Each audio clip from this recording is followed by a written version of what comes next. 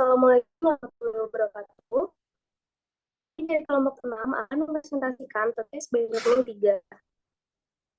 Jadi pertama-tama kami akan memperkenalkan diri terlebih dahulu. Bisa di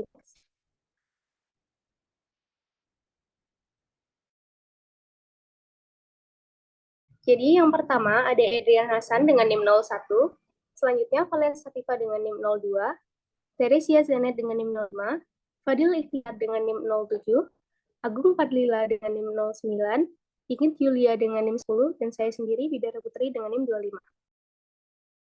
Jadi pertama-tama kami akan menjelaskan latar belakang terlebih dahulu. Salah satu sumber utama dana untuk membangun Indonesia adalah dana dari dalam negeri.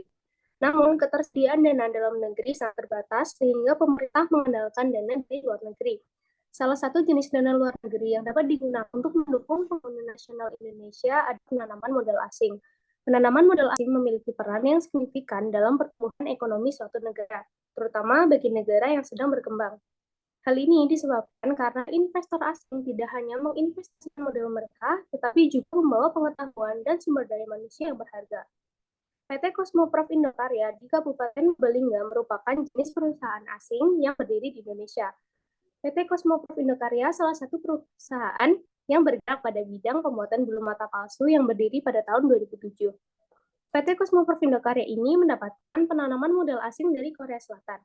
Strategi yang dilakukan untuk membangun perusahaan dilakukan di pedesaan, sedangkan industri sendiri berdiri di kota. Tetapi di pedesaan ini menjadi tempat pembangunan cabang yang kecil. Mayoritas pekerja kaum perempuan, yang dimana mereka home industry di desa. Penghasilan yang didapatkan bisa membantu mata palsu bagi home industry di desa mencapai semua karena tergantung berapa target yang mereka kerjakan.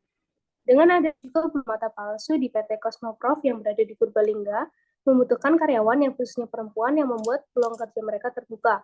Oleh karena itu, hal tersebut keluarga. Selanjutnya ada studi kasus yang diidentifikasi mengenai persoalan yang timbul karena gegar budaya atau kultur shock dalam interaksi interpersonal maupun kelompok ketika seorang karyawan memasuki perusahaan asing tersebut.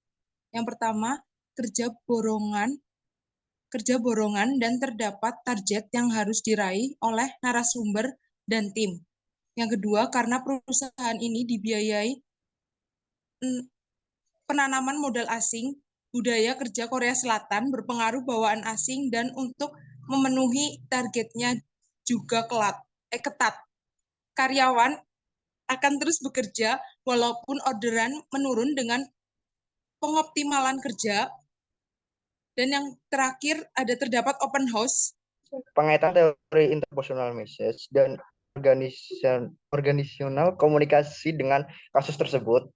Yang pertama, interpersonal message merupakan kerangka konseptual yang digunakan untuk memahami komunikasi antar individu dalam konteks hubungan interpersonal. Komunikasi ini juga menghubungkan manusia sebagai bentuk komunikasi verbal. Teori ini digunakan untuk membantu membangun hubungan dengan orang lain. Dalam komunikasi interpersonal terdiri dari 3 kategori. Yang pertama, keterlibatan, yaitu kebutuhan untuk mempertahankan hubungan kepuasan dengan orang lain. Keterlibatan merujuk pada tingkat partisipasi atau ketertarikan seseorang dalam satu hubungan.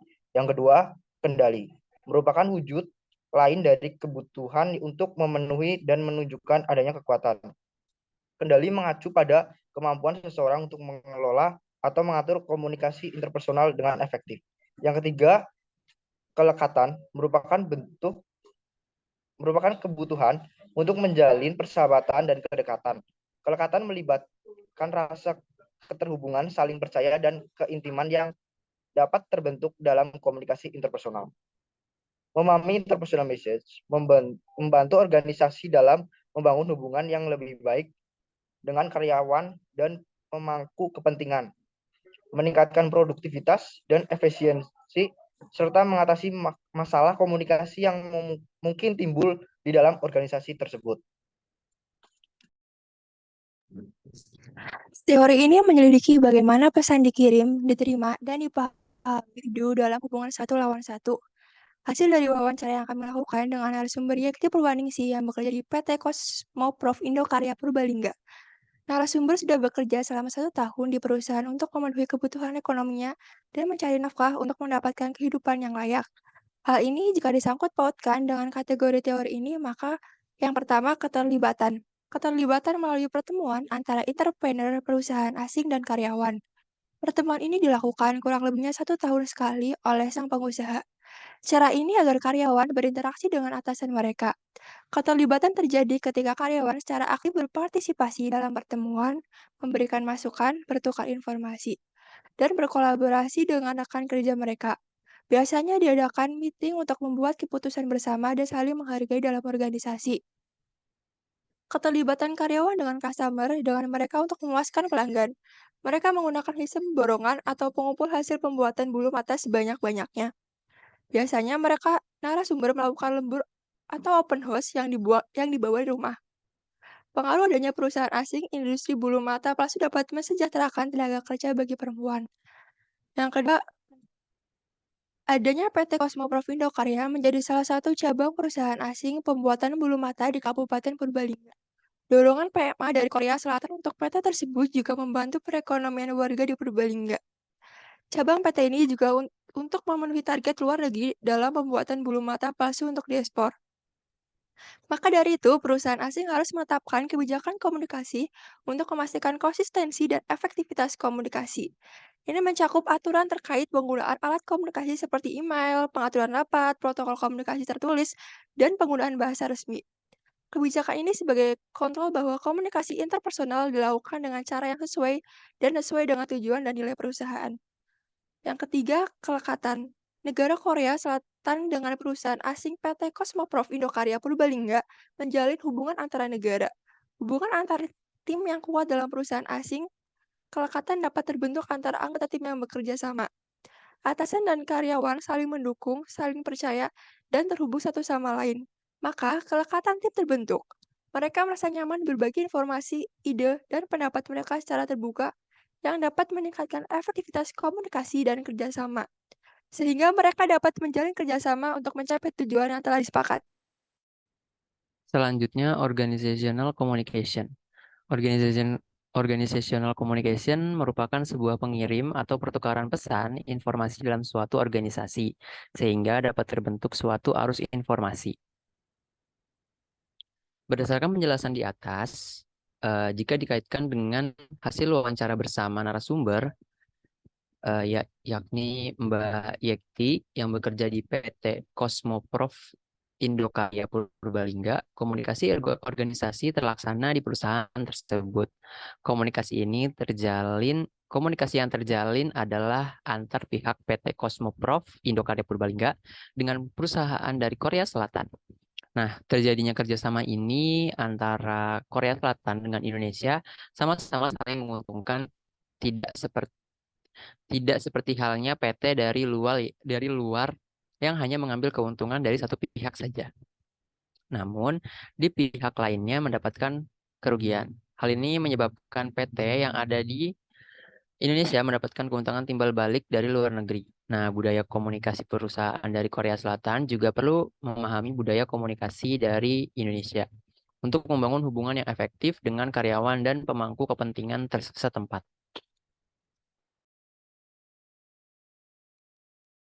Solusi alternatif untuk minimalkan gegar budaya menurut narasumber. Narasumber dapat melakukan penyesuaian budaya kerja maupun budaya interaksi. Budaya antar sesama karyawan kepada atasan berdasarkan sistem yang telah ditentukan. Ia juga menyatakan bahwa dirinya adalah karyawan kontrak, yang sebaiknya ia sudah menyusun strategi penetapan di masa depan, tetapi pilihan kembali kepada personal narasumber.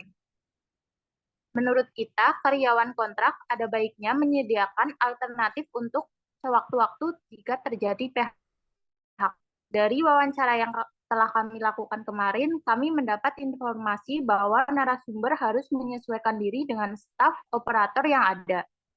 Dan ia harus siap jika ada permasalahan minim orderan narasumber memiliki strategi dalam membatasi target dan dari reguler maupun lemburan.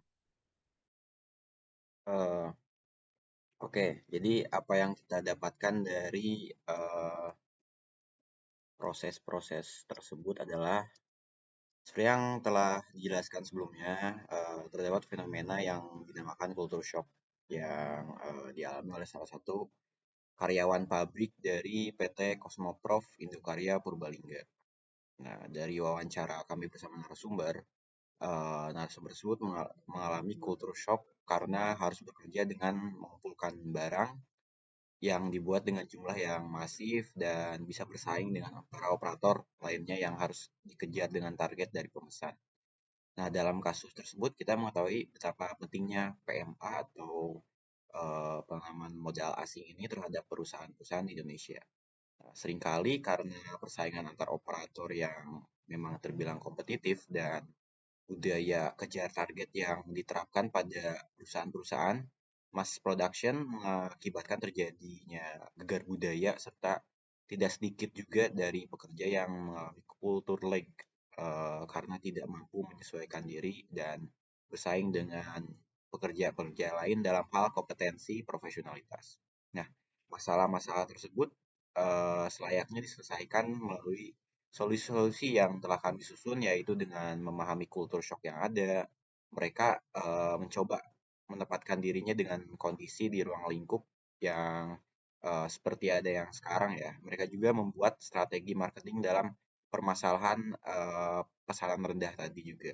Terus meninjau dari sesi wawancara dan penelitian yang kami lakukan, menjadi seorang operator di perusahaan PMA dengan status karyawan kontrak yang ternyata pada kenyataannya itu mempunyai dinamika dan problematika tersendiri. Di mana ketika kita bekerja, maka demand kita dalam bertindak profesional haruslah selalu ditegakkan.